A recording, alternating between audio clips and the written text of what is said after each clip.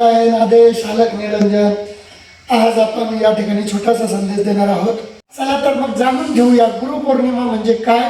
येणाऱ्या 29 जुलै रोजी शिवनाधाम स्त्री क्षेत्र दारणखेडा गोरक्ष जालंधर चरबडाश्र अडभंगम कानित मचिंद्राध्या चौरंगी रेवान कंबरतरी बंगुवर्ण नवनासे 10 या उक्तीप्रमाणे नाथ संप्रदायामध्ये गुरु शिष्य परंपरा ही अगण्य या ठिकाणी साधन सांगितलं। म्हणून येणाऱ्या 29 जुलै रोजी अर्थात व्यासपूजन आहे आणि या व्यासपूजन निमित्त येणाऱ्या सर्व नाथ भक्तांचं तसेच लहान थोर मोठ्यांचं विद्यार्थी मित्रांचं खूप खूप मनापासून अभिनंदन।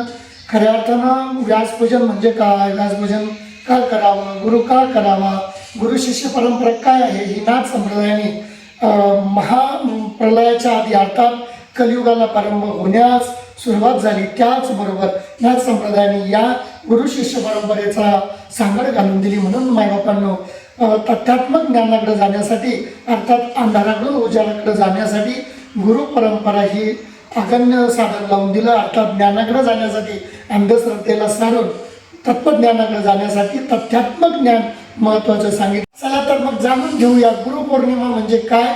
येणाऱ्या 29 जुलै रोजी अर्थात बुधवारी पण सर्वजण श्री क्षेत्र दारणखेडा नगरीमध्ये शिवनाधाम पावनभूमी चैतन्य कानिपनाथ पावनभूमी या नगरीमध्ये मोठ्या उत्साहाने हा सण साजरा करूया। नमो नारायण। आदेश।